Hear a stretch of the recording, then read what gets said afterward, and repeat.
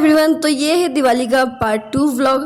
तो यहाँ पे शाम में तो मैं दिए जला रही थी और उसके बाद हम दोनों बहन तोरण बनाने की तैयारी कर रहे थे और दीदी कुछ फूल लेके आई थी क्योंकि बाहर में उनको डेकोरेशन करना था और हमारा आंगन कुछ ऐसा दिख रहा था। ऐसी तैयारी की थी हमने और उसके बाद फिर मैं चली गई थी नहाने। और आज मैं रानी पिंक वाला सूट पहनी थी जो कि मैं हाल ही में ली हूँ और बस मैं पूरा रेडी हो गई थी और हमारा मंदिर कुछ ऐसा लग रहा था देखने में।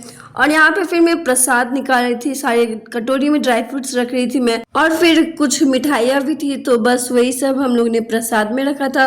और उसके बाद दीदी यहाँ पे अहिपन दे रही थी क्योंकि इस अहिपन पे ही प्रसाद की जो भी प्लेट कटोरी जो भी रहता है वो अहिपन पे ही डाला जाता है। और फिर हम लोग बैठ गए थे पूजा करने के लिए और जैसे जैसे मम्मी बोल रही थी हम लोग वैसे वैसे पूजा कर रहे थे। तो दीदी ने सबसे पहले गंगाजल चढ़ाया भगवान को और फिर हम दोनों बहन बैठ के पाठ सुन रहे थे जो कि भैया पढ़ रहे थे। और उसके बाद हम लोग ने आरती की और हर साल पाठ भैया ही पढ़ते हैं।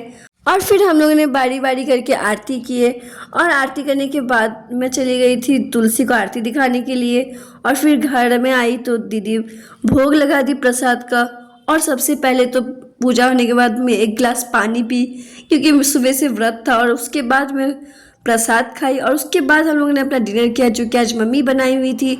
और बहुत दिनों के बाद मतलब सालों के बाद हम लोगों ने फटाका जलाया। तो हमारी दीपावली तो कुछ ऐसी रही। आप भी अपना कमेंट करके ज़रूर बताना और मिलते हैं नेक्स्ट ब्लॉग में।